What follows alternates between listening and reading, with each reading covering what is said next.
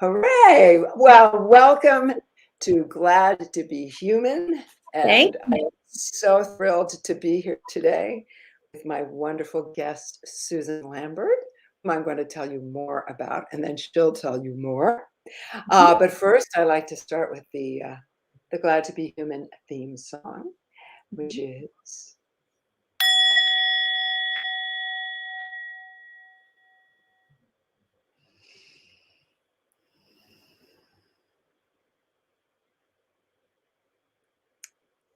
Welcome. Thank you. So good to have you here, Susan. So great to be here, my friend. Oh, thank you. I will tell you a little bit more about Susan.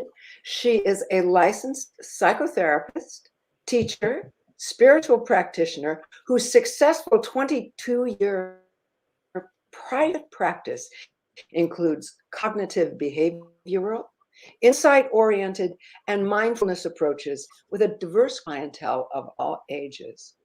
After gaining advanced degrees in psychotherapy from New York University and in voice and theater arts from the University of the Arts, she began her journey to integrate psychological study with spiritual practice and the arts. The mantra underscoring her path has always been learn and grow with curiosity and focus using the mind, body, and heart to thrive in everyday life. This is what she shares with others. Susan is at the forefront of creating group workshops, which are accessible and relevant in their scope, and she's consistently expanding the reach of her practice with individuals into the global community through Skype therapy, online courses, and live seminars. Susan's studies in yoga and Buddhist Dharma, her travels throughout the world, and her immersion in working with people from different cultures continually inspire her life's work of helping others bring their inner selves to vibrant health and buoyancy. She's grateful to all her teachers, mentors, and colleagues for their inspiration and life lessons. Well, welcome, Susan. What a beautiful, giant group of activities you create, you supervise, you study. Um, I, I wanted to sort of begin to ask you because I know that you started as a performer. You talked about your voice and theater background. Yeah. How did you get from voice and theater into being a therapeutic professional? It's a great question, Irene. And I don't know if you realize this, but a lot of people in the arts go into this field. And I think the reason is because I also taught singing for many years. So I was a teacher, and it's very, I bring the feeling of teacher into the psychotherapeutic world. But I really think that, my calling and my love is music and theater and, interpretation and that whole world. The business was not for me. The business takes a certain kind of grit and ambition that was something that just wasn't for me. And so I wanted to make a transition to something that was meaningful, but had more of a measurable momentum. And because I had had great therapy myself, and because of my teaching work, and also because as an actor, we go into the inner lives of characters. We go to their struggles. We bring those lives and the complexities to our audiences. So it's really not that far afield. And so I feel like I came to it kind of naturally. And although I had a period of mourning when I felt like, oh, I'm losing this life that I loved, or this life that had dreams attached to it, I, of course, brought all of that art with me. And so when you realize you're having some kind of loss, but you're bringing the essence of who you are with you, and you realize it's that kind of field, because the field I'm in now is just so expansive and rich and allows you to craft how you're going to work with people along with what's in your inner life, then it was sort of like a win-win. I love that. I love the fact that characters, that your openness to creating characters makes you open to people's characteristics and Absolutely. kind of helping them find an arc, a dramatic arc that might be more satisfying than the one Yeah, yeah, yeah, when you're absolutely. on. Yeah. Wow. Are you doing any voice things? And I hear you talk about voice. When you Mhm. say voice, is this singing we're talking about? And if Yeah, so, yeah. Mhm. does that find some form of expression for you these days? Absolutely. So let's see, back in, when I first left the business many years ago, Mhm, I really didn't do anything for a little while because I was going through graduate school, as a second career, and it was exhausting. It was just mhm, exhausting and all encompassing. But then when I realized, ooh, I miss my art too much, I thought, oh, you can do both. It's just not going to be on the same terms. And the fact was, I didn't like the original terms anyway, uh-huh, So the joy, I mean, the thing that you can often realize when you leave or you let go is that place of uncertainty for a little while feels like the rickety bridge, But then you mhm, get to the other side and you think, okay, I lost a few things, but actually this is good because now I'm going to choose the ways that feel right to me to connect to my art. So I started to get back into some creative um, organizations that I'd worked with before. But really, what I did, because I had done a lot of cabaret, I had a cabaret comeback in yeah in 2008, and it was fantastic. And so that's the main thing that I've been doing as a singer and actress since about 2008, just doing a lot of cabaret work. And my cabaret has a lot of range to it. It depends on what I'm interested in doing or what kind of music. And so that's been really satisfying, really satisfying. Oh, I love that idea that it doesn't have to be one thing or the other, that there are ways to interweave your own interests. And have you found as you work with clients that suggesting artistic expression is a helpful thing for them? Or are you mostly working with artists when you work in your therapeutic practice? How do those Um, relate? I don't work mostly with artists. I have some, Mhm, but it's really interesting in this kind of work too. I mean, because with the way I grew up, and I have had just such a benefit of having wonderful teachers all throughout my life. The mhm, learning process, you learn a lot by doing, as you all know. We learn a lot by doing, and we learn a lot as we grow through our learning process. And so I've been able to cultivate, I guess, a backbone of philosophy in my practice, which really values creativity and mhm. curiosity. And that doesn't necessarily mean artistic expression. Creativity is so good for our brains. Oh my gosh, it's so good for us. And we're all capable of creativity. It doesn't have to be, that we have a craft or that we're practiced or that we're singers or dancers. Creativity is gardening. Creativity is cooking a beautiful meal. It's knitting. It's all kinds of things that fire a certain part of the brain that's so good for us. It's good in healing. It's good in thriving and feeling a sense of buoyancy and a lift in the spirit. It's good in creating clarity and believe it or not, really bringing us closer to a compassionate, accepting way of looking at ourselves and other people. Because if we can feel a little bit of that creativity and that curiosity, we're dropping, hopefully, the kind of like the scourge of censorship, you know, Mm, the heaviness mhm, of evaluation, and frankly, maybe even the heaviness of too much analysis. Analysis is great, but too mhm. much of it can kind of be like, throwing too much dirt on the garden and you've lost the buds, right? So, I so in like that it. sense, I really value creativity and encouraging people to find that part of their mind and their experience. You're so articulate about this. It's such a pleasure Mhm. to hear you talk about Oh, creativity thanks.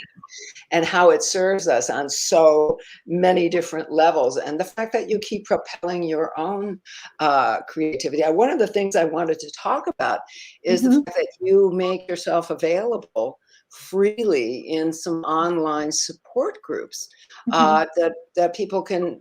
This like a Zoom interactive mhm, uh, mhm. kind of an experience for people. It is. It is.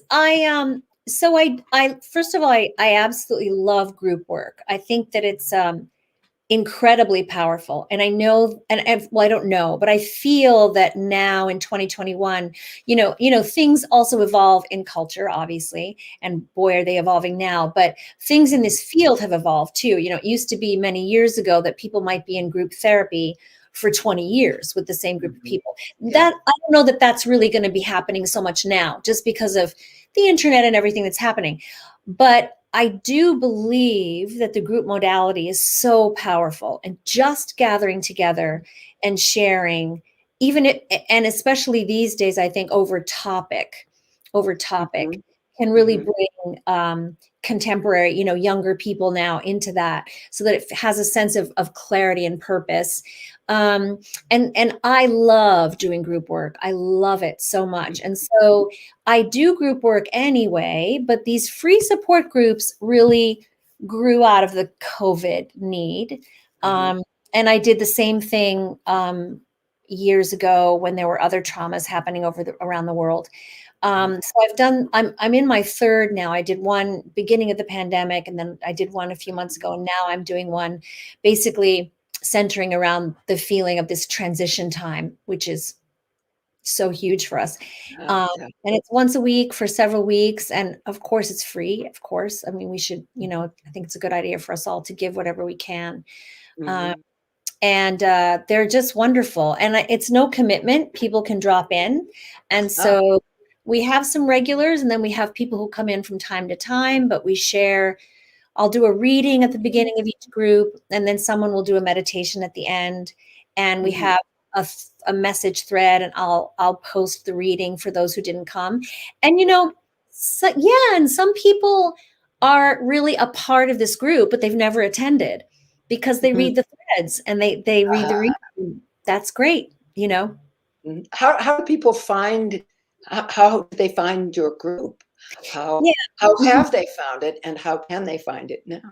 Yeah. So I post on social media the Zoom link, and I post little Mhm. memes that my podcast producer makes, or I'll post a photo and I'll talk about it, or I'll do a video. The marketing approach is very. I'm not really great at social media marketing. I'm not really super savvy there. So, I post the Zoom link and a bunch of memes, or I'll talk about it on Facebook Live. And I Mhm. have a newsletter, and I'll send it out to all my people. So yeah, it's relaxed kind of marketing. It's a Zoom link, and Mhm. people can find it on Instagram or Facebook, or Mhm. they can just message me and I'll send it to them. Oh, great, great. And will they find a link on your website by any Yes. chance? Yep, Great. Which absolutely. is, let's let people know what that is. Yeah, which is susan-lambert.com. Really simple. Susan, is that capital S? Susan. Yeah, Here we go. I'll try and enter that, Lambert.com. yep. There we go. I'll just enter that into chat for people who are looking. Uh, Mhm, Great, great. And you also mentioned to me when we were talking earlier about some of the other things that you're doing nowadays, mhm. um, that you're creating an education project. Is that right? I am. So what I've done, as part of my practice, I've done interpersonal groups and interpersonal courses in the Mhm. old days, in medieval times when we did everything live. So now I'm a little bit late in the game, because I don't rush to the internet unless I'm really clear that there's something I'm really dying to do. Now I'm Mhm. bringing things online. And what I'm doing, actually, because I have a podcast, which you know about because I've interviewed you Yes, twice. yes. And viewers, you should definitely check my interviews out with Irene, because she's wonderful and Oh, you're inspiring. Um, and so I'm developing some courses online, some that are standalone and some that I'm basing on some of the podcast episodes that we've done. So, for Mhm. example, I'm developing a course on grief, and we're basing that on a series called the Grief Sessions, which was 5 episodes Could you with. repeat that? I think there was a little sound drop out there.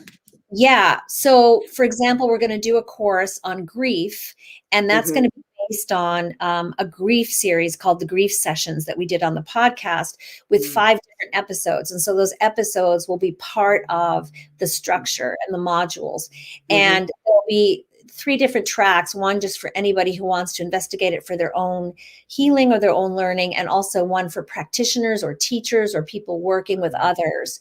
Uh-huh. Um, and another one specifically for therapists. And that will also happen for anxiety because we did an anxiety series. Mm-hmm. Um, and then I'm going to be doing a course with a wonderful colleague of mine, Marco Joe Clate, who's a body worker and a writer on trauma. We're going to Mm. unpack trauma in a little bit of a different way than I think people are used to. We'd like to go through the window of creativity and really kind of learning about trauma, understanding it, Mm. wondering about it, asking ourselves what's happening for us now in these times and Mm-hmm. why is it happening. And it's a course, it's not a therapy group, so that Mm-hmm. we can kind of start getting people familiar with it without being afraid of it or feeling like it's going to be heavy hitting or rough or that there's a lot of confession. Mm-hmm. I think it's something we've all got to learn about now because of what we're Mm. going through. So it's these kinds of courses. And then I have other groups that are, again, interpersonal groups that last for a month. And we have Mm. assignments and a topic like confidence or the practice of compassion or being alone, spending time alone. So it's a Mm. two thing, but I am expanding it, and I'm expanding it through the inspiration of people like you who I have had the privilege of speaking with on my podcast. So that it's kind of like having wonderful books to read for your Mm. course. You Uh-huh. listen to the podcast, and then you also have other resource materials. So I'm excited about it. Wow. And these topics that you're talking about, I mean, practically every one of us has experienced this year grief. We've experienced trauma. We've experienced anxiety. And what a great gift to be able to think about these in a more creative way. One of the things I wanted to ask is uh, what have you found has been really of great help and healing to your clients this year? Is there sort of an area that you have found or an approach that you've found that's been really healing for your clients? Yeah, I think that my answer is going to be it's the ways that we work with people that always help people, which is as much deep and active true listening as possible. Mm-hmm. Listening with intention and with acceptance and with interest, with deep interest in people's stories and how they're feeling and what's going on. And Mm-hmm. and also perhaps during COVID, um, extra support, like an extra pillow, because Mm-hmm. this is such an extra boost because it is such a harrowing time. And what I've found is that, everybody's still going through the usual stuff they're going through. And then on top of it, it's in the context that, so there are a couple of things. One is, trying to do this, trying to work with people on what they just go through because they go through it or whatever. If it's a breakup, Mm-hmm. it's anxiety, it's chronic depression, whatever it is. But then on top of it, it's really helping people remember, oh, I'm also going through these things in the context of tragic global loss, Mm-hmm. intense political strife, living losses, stress with the people around me, Mm-hmm. isolation, and being alone and being deprived of what's normal to us. So some of it is also healing the wounds of, well, how do I deal with what I'm not getting to do that I usually get to do? Or how Mm-hmm. am I dealing with not seeing my friends? How am I dealing with, Mm-hmm. like, say, screen fatigue? And so part of it is practical. How can we help ourselves and nourish ourselves within this desert that we found ourselves? Some of it is deep listening and really hearing the story. And some of it is also, yes, what you're feeling, many, many, many people are feeling. And so Mm-hmm. many people have said to me, oh my God, thank you. I thought I was crazy. And of course, Mm-hmm. no one's crazy. We're human. We're human. So all this stuff is human, I'm but glad so of it. I'm glad to be. So yeah, so it's indeed crazy making, and also to educate people, to be honest, also, I am teaching people a little bit about trauma. You know, we are all we've been living like this for a year, and some of us have been luckier than others, knock on wood. But still, you know, what is the nature of that? So I think people sometimes are feeling like, God, what's happening to me? Why am I responding that way? Why don't I feel more? Why don't I feel more at this moment? Why can't I find my feelings? I had that moment back in the fall because I haven't met my granddaughter in person because of COVID. And back in the fall, I had a period where I was really despaired about that. And I remember saying to my husband, I can't, I can't really feel it though. I can't cry about it, you know? And that's part of the trauma thing, is that we're busy surviving. So it's a little hard for us to let our feelings go. And so it's good to educate people that we're working with to that. That's the human response. And we can help ourselves with that. Like we can let ourselves a little at a time have our feelings back. We can have them. It's okay. You know, we'll be okay. So it's complex, you know? So, but we could, this is something that all of us could do to a certain extent to, I mean, many of us watching are going like, how can I help the people around me? So you would Mhm. say it would be that deep listening, and how else would you put that for someone who's going, how can I help the people around me? Yeah, I would say take deep breaths and first of all, have deep compassion and acceptance for your own anxiety about maybe seeing your friend suffering, or about talking to your Mm, colleague who's lost someone to COVID, or about talking to a friend who's mm, lost their job because of COVID.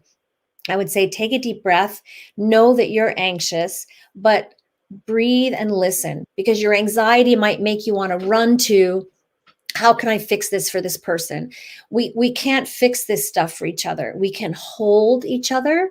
We mm, can hold each other warmly in attention. We can listen and we can support and we can ask questions. Questions like, how can I help?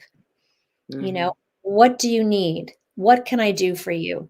And mhm, then just the affirmation of love and friendship or kinship, whatever the relationship is. mhm, When you need me, please give me a call. Whenever you need me, just shoot me a message. So it's like leaving space for people to be in this very extraordinary, perplexing place. mhm, Also leaving space for them to feel like I can talk to this person, because this person isn't going to try to fix me, judge me, you mhm. know, tell me what to do, tell me what they did, break in with their thing. You Yeah, know, yeah. they're going to hear me out and they're going to hold me. We hold each other now, which is something that Americans aren't that used to, this collective thing, you Uh, know? I hear you. I agree. I think you're absolutely right. Well, Yeah. what beautiful and practical advice. That you Thanks. know, Thanks. the other thing I was going to ask you about, because I know I just happen to know that you have a pet interest in poetry. I Uh, do. how does that weave itself in and out of your practice? Mhm. And I think you have a project that you're working on that we would love to know more about too, in terms of poetry. Yes, I am. I'm definitely a declared poetry junkie for sure. I have written poetry all my life, not published, well, sort of published, but not really. But I love poetry. I interview lots of poets on my podcast, and whenever I have a guest poet, I always ask them if I can read one of their poems, and they always generously say yes. Um, so my podcast producer and um, it was my idea, but we decided together, let's make an audiobook of my favorite poets, and I'll get permission to read two or three each of their poems.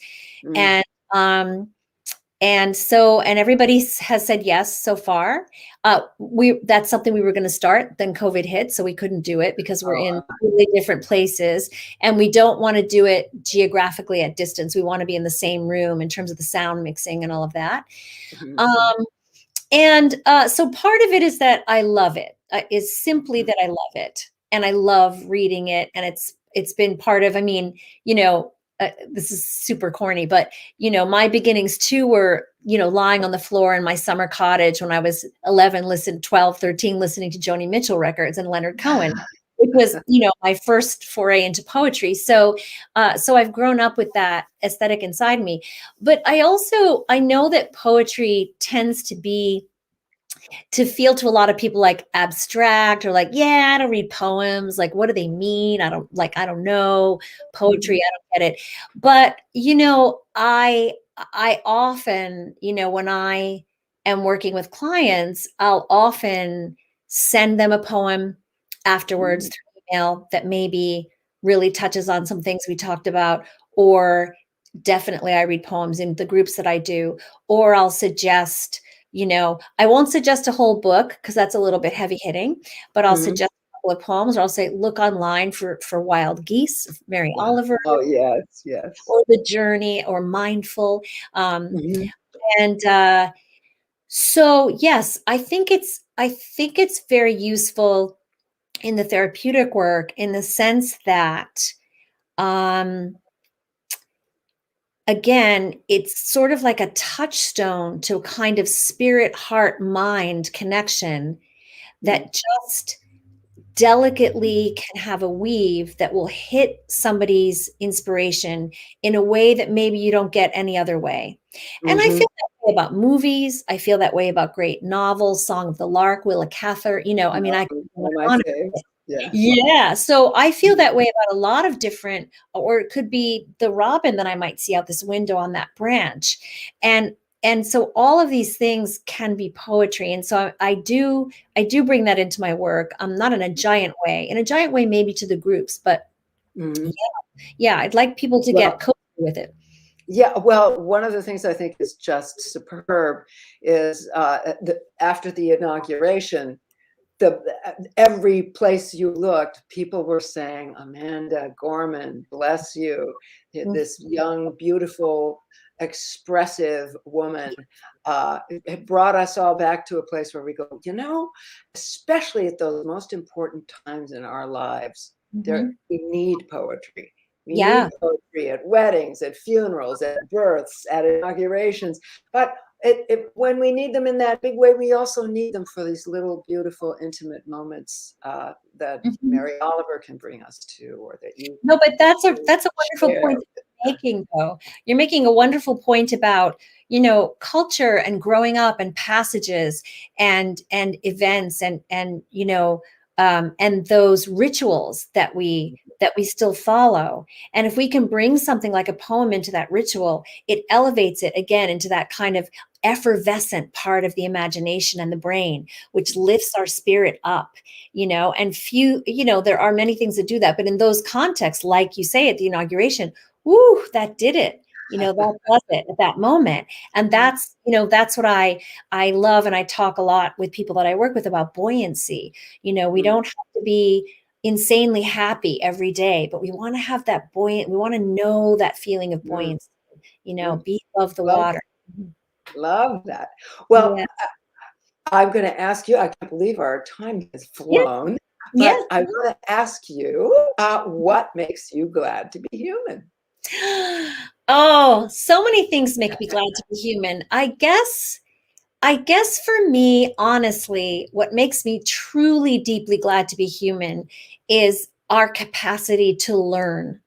That's Mm, just learning, which goes to growing, which goes to opening and connecting. Learning and connecting makes me really glad to be human. oh, what a Yeah. beautiful answer. Well, if you'd like to learn more about Susan's work, please go to her website, susan-lambert.com. Uh, Sit in or join in on one of her groups, a very beautiful healing practice that she is spreading to the world at no cost Mhm. to you. Or look her up as a therapist if you're feeling like, yes, I have just connected with this person and I would like to speak with her more. Uh, Meanwhile, I want to thank you so much for taking time today, Susan. And we'll play our little theme song out. Thank you.